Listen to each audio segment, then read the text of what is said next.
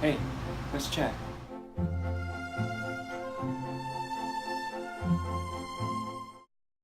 This time on Hey, Let's Chat, we have Pam Oslie, author, lecturer, energy worker, and professional psychic. In her books, Infinite You and Make Your Dreams Come True, she urges us to embrace our extraordinary abilities and harness the power to create the reality we want with our thoughts. Please welcome the Technicolor psychic, the fabulous Pam Oslie. Hey, Pam. Hey, Whoopi. So, How did you get into this? I went to hear a psychic speak one night, and I walked into the room, and he said, "You, up here, you know how to do this." And I went, "Wait, I came to hear you speak." And so I started doing psychic work. I'm an example of things that are different, of what we're really capable of being. We're actually awesome, incredible beings with talents and abilities that we're not living. Hi. How you doing, kiddo? Good, how are you?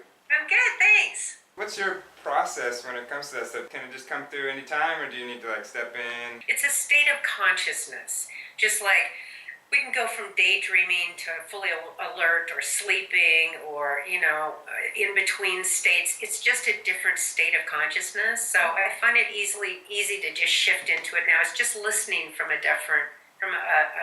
deeper level. I just usually I get really quiet. I connect with the person. I don't have to go into a trance. I don't have to do any of that stuff. I just shift my awareness to a quieter place, and then I hear all kinds of information, or I feel things, or I see pictures. In your experiences, have you witnessed any channeling, or have you had any channeling come through you? Yes. The very first year that I actually started doing this work, I started out with channeling. It was a really amazing experience because I didn't really know much about it. So yes, I had an experience of this incredible being come through me. He called himself Apollo. He basically blasted into my body and kicked me out of my body. I mean, I was in my body, but I wasn't. And I felt like I was out in space, except for I knew I was in my body, but I could see stars and planets. I was out in space. And I went, oh my gosh. And I heard this being start talking through me. And it was so weird, Tynan, because they recorded it. And when I went back and heard it, first of all, I thought I was out of my body maybe 10, 15 minutes. And then it was an hour. They played it back to me, and it was an hour. And I'm kind of a shallow breather. I only breathe from my chest up usually. This guy was talking so deep, and he was breathing so deep. I went, oh my gosh, I knew it wasn't me. And I could hear him talking, and I was so embarrassed. I'm going, oh my gosh, people are going to think I'm insane. What's going on? But he started talking to them about Atlantis and parallel universe. He started talking about all this stuff. Anyway, and he said that I had known him in another lifetime, and it was so weird. I had this strong sense, Tynan, that I was an oracle in Delphi. I didn't know anything about that. I just knew that I was, and that the Christians had come in and decimated everything that I had been doing, because I was helping people. I was giving them information. I was an oracle. And then they came in and kind of basically put the kibosh on everything. But I knew all kinds of stuff about that time period. I mean, because I had sensed it. I'm telling you stuff that other people don't know, by the way. I haven't really talked about this. Anyway, so then I watched some show. I think it was on PBS or the Discovery Channel. I don't remember what it was on the oracles of Delphi, and they started talking about it, and I went, oh my gosh, and they said, and the oracles were in service to Apollo, and I went, oh my gosh, that's the guy that got me started in this. It was so bizarre, but Anyway, I channeled actually for the whole first year I was doing this work, but I got to the point where I didn't like not being conscious, not being able to fully be in my body and express things myself. So I stopped doing it. I went, I'm not going to do this anymore. It's like, I don't want to do it. So anyway, then the information, I said, all right, I'll do it again if the information comes to me and I can stay conscious. I don't want to leave my body. And so now information just comes to me. I just talk to the person's soul or higher consciousness or guides, whoever comes through. But I always ask for the highest for people. So basically, they're just beings in other universes, parallel universes. They're just another realm, so they're vibrations. So I don't get too attached to the source as much as I do the information. if the information seems right, it seems positive, empowering, it feels like it comes from a high source. And I pay attention to that. Although I've done readings for people and their grandmother will come through and tell them something, or their father who's crossed over, and I'll pass on information like that. So they don't have to be high ascended masters or teachers or something. Just helpful information. I feel like overall, a lot of people are kind of obsessed with superheroes and stories of magic nowadays, and so you like to explain that as that we are kind of still that we may sense that we have some of these powers latent in us. I mean, there's always been fairy godmothers and magic spells and fairies. I mean, yeah, the fact that we've on some level always resonated with those abilities and magic and greater powers, I actually believe there's something in us that still remembers that resonates with it. So, yeah, that's how I see it. So how about we talk about telepathy? I'm really interested in that. Now, you kind of feel like you have telepathic abilities? Yeah, all of us do, Tynan. We are very telepathic beings. I mean, we'd have to be telepathic to even create languages, to be able to start communicating with each other. But people don't listen to every word somebody says, that they're picking up telepathically what we're saying. And we've all had the experience of thinking of someone and the phone rings and it's them, or we think of somebody and then we run into them. We've all had that experience. It's just developing it more, strengthening it, just like a muscle, or, learning how to play a musical instrument better. It's just exercising, it's practicing. But it's who we are. It's what we're capable of doing. And it's so funny to run into people that are like, I don't want telepathy. People could read my mind. And part of me wants to go, one, what are you afraid of? Two, you can't hide from people anyway. We all sense who each other is. We all sense it. And once we really develop that ability, and I see that things like Twitter and cell phones and social media are just enhancing that. We're connecting more and more and more. People are starting to get a better sense of who everybody is, even global connection. So it's happening anyway. It's like it's starting to expand that way. And to me, the more telepathic, psychic, intuitive, whatever you want to, whatever words, whatever level you want to go to, it increases compassion and love and courage and self-confidence, because the more psychic and telepathic I become, the more I care about people, because I can see who they really are, not just the jerk on the outside or the behavior, the fear, the anger. You can see who their soul really is. So these abilities actually are beneficial for us, for the whole planet. Yeah. If we have these abilities now of being telepathic and psychic, and there's just no room to be there's no room for lying, and there's no room for trying to keep anything. If we're all going to be transparent, that's kind of that's how I believe this whole thing is unraveling. So And the veil is lifting. I mean, more and more people are being able to develop these abilities. To me, they're natural abilities, and they're not scary. And the fact that one person, and there's thousands and thousands and thousands of people that can do these kinds of things now, the fact that even one person has these abilities, number one, that means we should be researching them. Do you know what I mean? Because that shows something possible with the human consciousness. And the fact that there are thousands doing it, it's like, okay, that means all of us can do it. Right. And so people don't have to develop any of these abilities. I mean, I can use the power of my consciousness to shift into bend spoons. I've done that. Shift the weather, heal my own body, help other people, do psychic readings, all that. The fact that I can do things like that to improve the quality of life, that means everybody can. It's not like I'm some freak in nature. There's too many. So what I write in my book, Infinite You, what you mentioned, is like, we should be checking this out. We should be developing this. If we've got actually these talents, these skills, and we're not using them, it's like being birds that have wings and we're not flying anywhere. Okay, we'll just be little pawns on a chessboard and, just suffer and struggle and, and then die. It's so small-minded and limiting to me. Yeah, I agree. So you speak a lot about quantum physics and the whole, consciousness is non-local. So that's really interesting. And one thing that's kind of crazy with me personally, and I feel like it's probably the same with a lot of people out there who are just starting to get into the quantum physics, is like it's the closest science to explaining supernatural and religious concepts, right? I mean, exactly right. that's so. Yeah, I agree.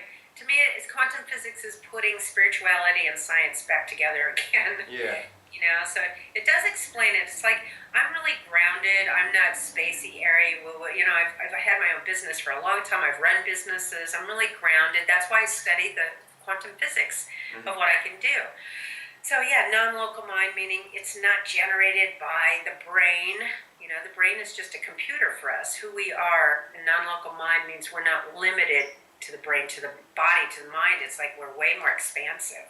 That's why I can go connect with people that are in England or China or Australia. I can go anywhere with my consciousness, just like waves of information out there, just like cell phones, just like satellites and GPS. It's waves of information, and so all of us can do that. That I honestly believe that's why we've created this technology, is to give us clues again about what we're capable of doing.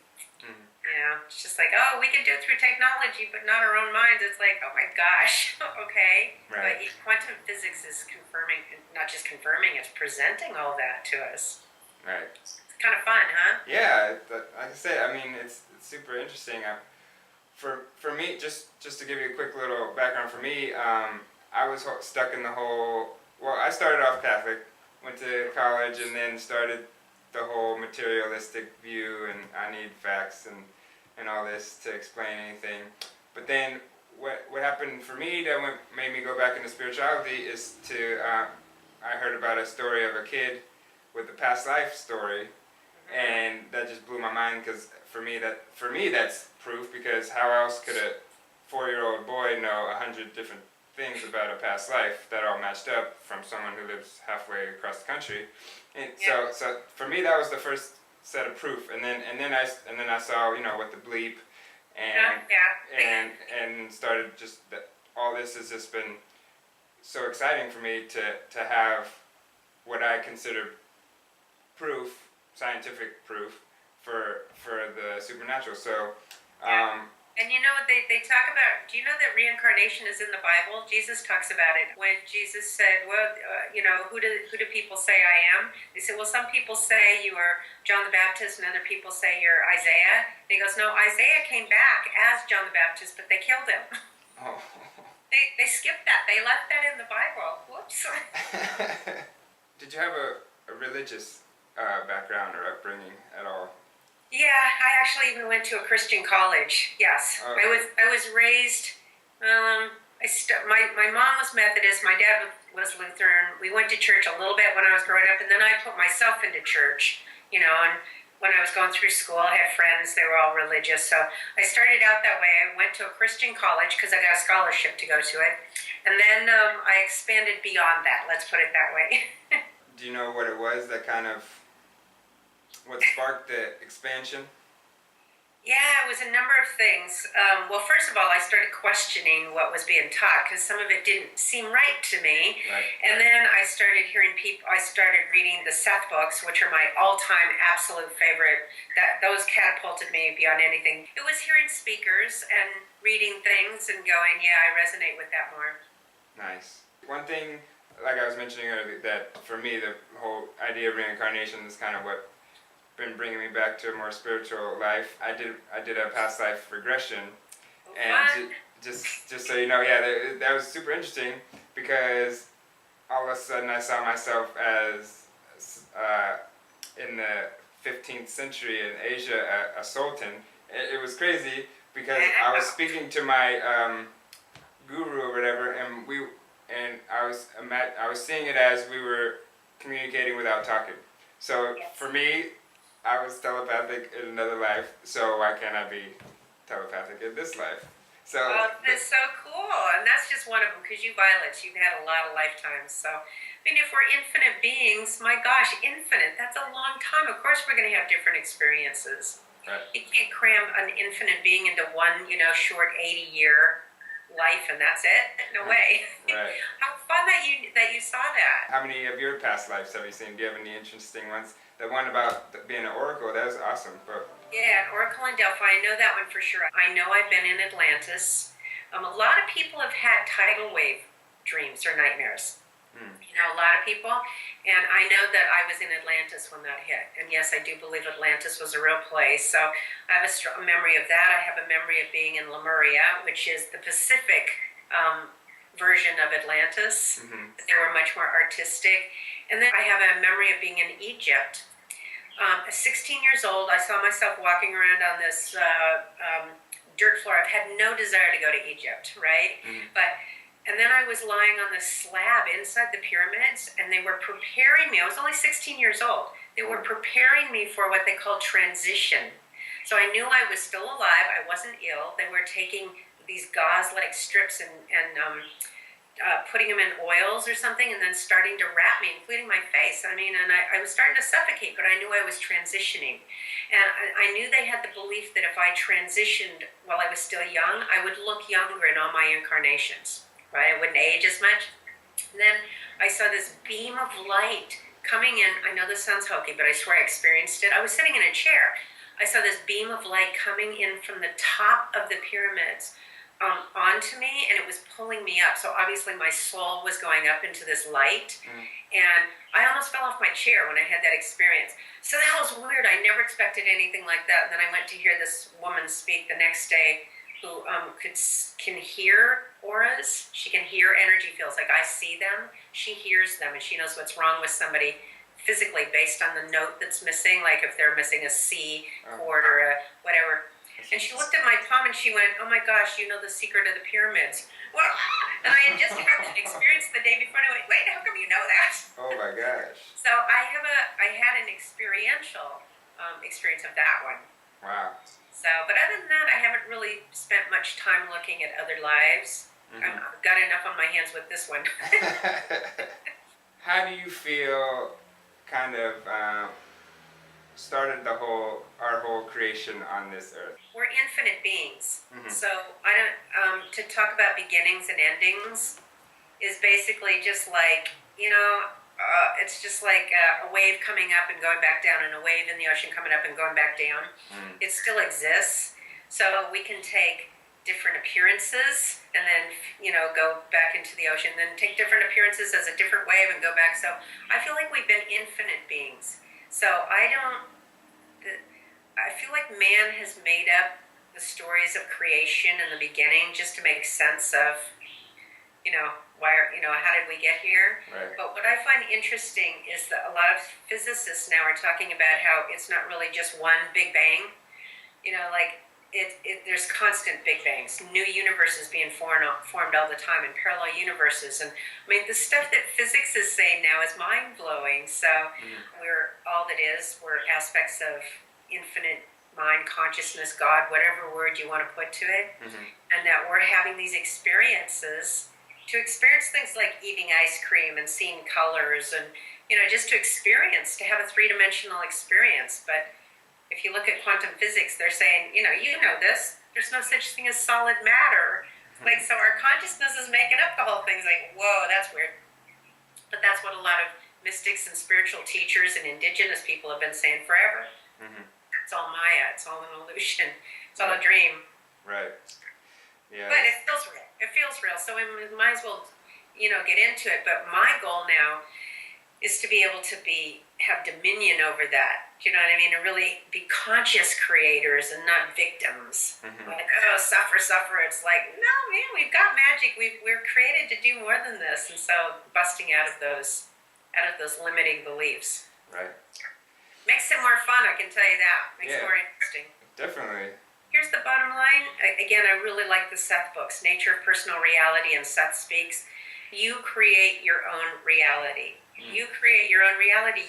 And it says it in the Bible, you know, it's like, as a man thinketh, so he is. Right. And by the way, do you also know that in the Bible, Jesus says, I don't know how I'm getting into religious stuff here because I'm not religious, but, you know, Jesus in John 10:34 says, ye are gods. Right. Do you see that in there? Yeah. Teach me that in Christian college. Classes or any of that. Ye are gods. And I went, oh my gosh. And he says it says it in the Old Testament too. So the prophets in the Old Testament said, "Ye are gods," and he said, "You can believe that. I'm telling you the same thing. You're gods." Mm-hmm. And he said, the things I've done, the great things I've done, you can do Yes, even more. you'll do too, and even greater. I know, it's like, and if he could only do those things because he was God incarnate or whatever, or divine, and he's telling us we can do it too, I wonder what that says about us. Right. Yeah, I know. I'm interested in having that consciousness. Right. Being able to, walk on water, turn water to wine. Not that I drink wine, but it's like heal the sick, raise the dead. Let's walk through walls. Let's start levitating. It's like, geez, there's so many things we're capable of doing. Right. I'm ready, and I'm doing some of them. Yeah. Some of them. What's your thoughts of the future, for yourself and globally? What do you? Well, I'm an optimist. Yeah. I'm very optimistic. I feel like things are falling apart so new things can arise. Like all the old structures have to fall apart. And I had Dr. Bruce Lipton on my show a couple times, and he said, he wrote The Biology of Belief. Mm-hmm.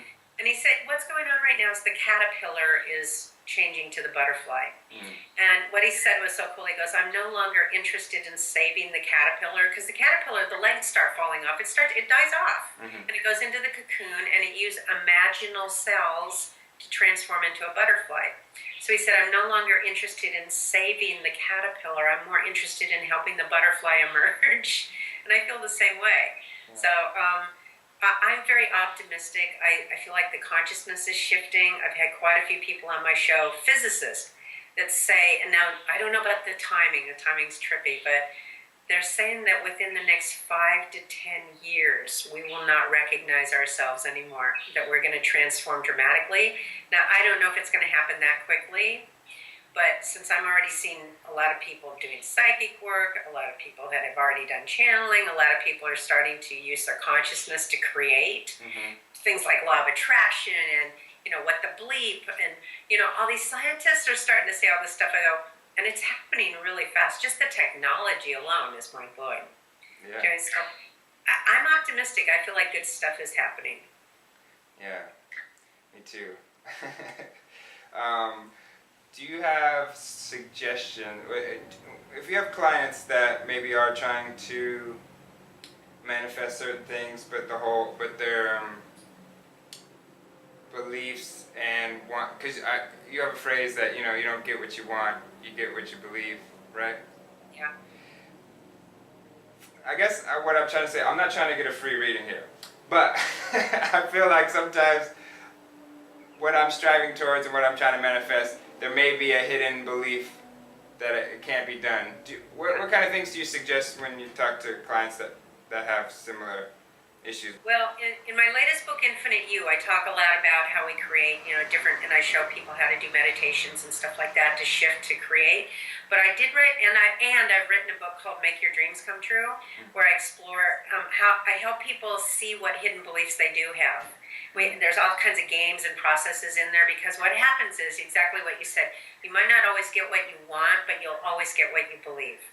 Okay, so I have clients all the time come in and go, no, I really want to be married. I really want to find the love of my life, and yet they're single, or they keep picking the wrong people. So that shows me there's either a fear in there that I don't really want it because bad things can happen, or I shouldn't have it because I don't deserve it, or I'm not enough, or I disappointed my dad, or I disappointed my mom. There's usually, if somebody doesn't have something they believe they want, my belief is they have a fear or a belief inside that is counterproductive to that desire. So it's like, I use the term like a riptide. It looks like the ocean waves are going to the shore, but if you go down deeper, you see there's a current pulling you back away from the shore. So it's the same thing with those. So usually what you got to do is take a look at the hidden fears, doubts, judgments that you have about yourself. And usually they come down to either I can't because I'm not enough, or there's something wrong with me, or I shouldn't because bad things will happen, or I could hurt somebody, or I could, be selfish or disappoint someone, whatever it is. Those two are usually the core beliefs. But then there's an ultimate core belief that I talk about in the book too, It's a fun book, Make Your Dreams Come True. There's a lot of fun games and processes and people go, oh my gosh, I do believe that, and I didn't even realize I believed that. So then I show people how to shift it.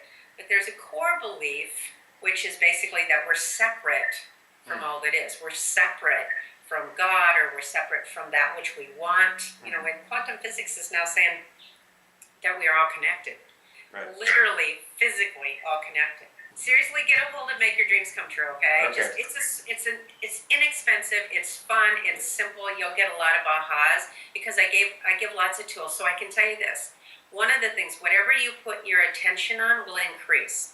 So if you keep going, oh, I'm not there yet, I'm not there yet, I really want to do that, and I can see myself doing it, but I'm not there yet. That's what you're focusing on is how you don't have it yet instead of looking at. That's why people talk about the law of gratitude and appreciation. You start focusing on like, God, Tanya, look how far you have come. Look, you've got this show, and look, you're already touching it. You know, if you start focusing on what is working, then you feed that. More of that energy starts showing up. You empower yourself instead of going, oh, not happening yet, not happening yet. What's wrong? What's wrong? What's wrong? Then you get more of that. Right. That makes sense. That's one of the things that I put in there. But I got a lot of processes, games, and insights and tools on how to manifest your dreams, how to create what's basically already yours. One final question: of all the things that you've done and all your powers, what's the one thing that blew your mind the most? Each category has things that blow my mind. I mean, just some of the psychic stuff that I pick up from people, or, you know, talking to people on the other side, or saving somebody's life because I saw that, you know, they were going to commit suicide, being able to see that and talking to someone who's crossed over on the other side that helped that person not commit suicide. Wow. That's mind-blowing. I went to Maui one year, and when I got off the plane, the weather thing, when I got there, said, it's going to be raining all week. And I went, no way, nuh-uh, on my vacation it's not going to rain. So I laid in bed that night and envisioned just blue sky. I saw it, I felt it in my body. I felt the warm sun. I went, no, it's not going to do that. Blah, blah. And so the next day I get up and it's blue sky. There's not a cloud in the sky. I'm like, yes. So I go out there. It's a little private beach, right? I put out my towel. I'm lying on the towel, and I don't know, maybe I don't remember the timing, maybe 20 minutes, maybe 50 minutes later, all of a sudden all these people are coming through the bushes onto my private little condo beach. There's like 20 people on my beach, and I'm like, what the heck is this? And this couple came over to me and they said, you know what, we have driven, they were on their honeymoon, we have driven around this entire island. It's pouring rain except for right here on this beach. And they go, we don't understand it because we're looking around, all we see is blue sky, we don't even see any clouds, but it's raining everywhere else on this island. Wow, that blew my mind. Wow, you are an amazing person and very inspirational. I thank you for your time. Hey, thanks for interviewing me. I hope that, I mean, this was fun, so. Good. I'll envision your success so that you don't doubt it. How's that? Cool, I appreciate it. It's already a done deal. Cool. Done. Thank you so much. Thank you. All right, have a good day. You too, bye-bye. Okay, bye-bye.